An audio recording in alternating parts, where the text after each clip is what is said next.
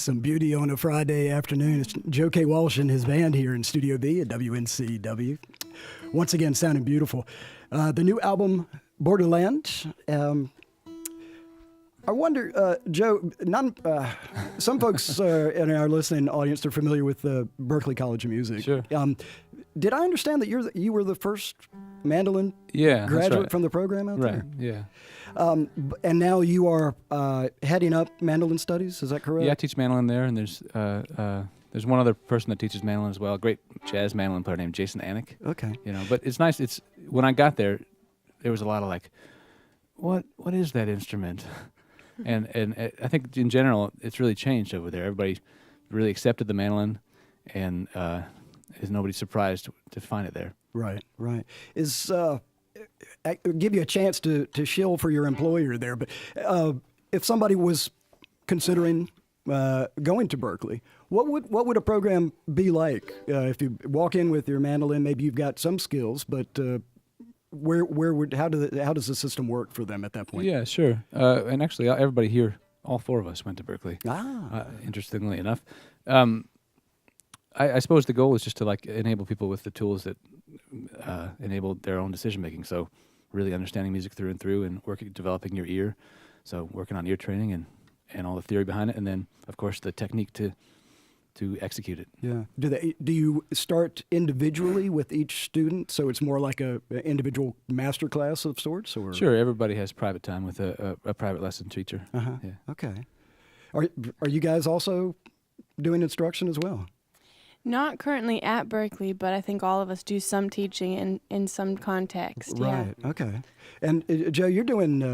Did I hear Skype instruction? That happens once in a while. Yeah, and I have. I do some. There's this whole video thing. The way to. It's not like I'm not that old, but I could still say it's not like it was when I started. Things have changed, my friend. Things have changed. But yeah, this whole ability to record a video and then have somebody check in with that's really kind of been a wonderful way to exchange knowledge. It really is, on a distance instead of having to travel to a facility someplace. And you should go ahead and blow up the Peghead Nation sure. thing too as well. Yep. Tell folks about that project. Yeah, there's some wonderful teachers over at pegheadnation.com, sharing their knowledge.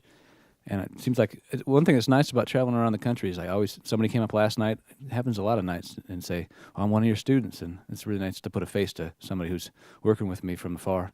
Neat. So elaborate a little bit more on the Peghead Nation thing. Yeah, sure. For folks. So the idea is all of us teachers are recording a couple lessons a month, and you put forward the tab and some play-along tracks, and you get access to the videos for, as much as you need.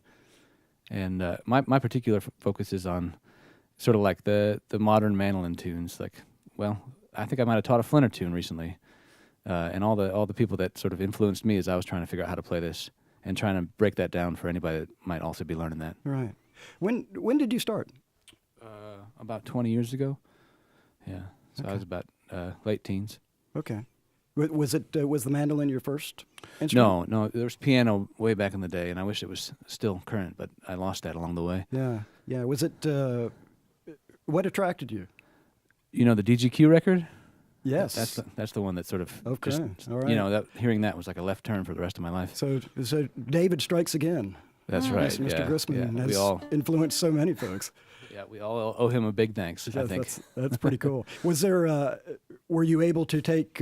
Were you far enough along in piano that you had some theory or compositional skills? That No, I had no skills. I really knew nothing. It's good to admit that. All I had was I had a fairly good ear, so that always helped me along the way. Right. But it was an ambitious thing, but it was very inspiring, and you just follow the inspiration. Yeah. Was there a mentor there early, or did you just launch into it with a book and?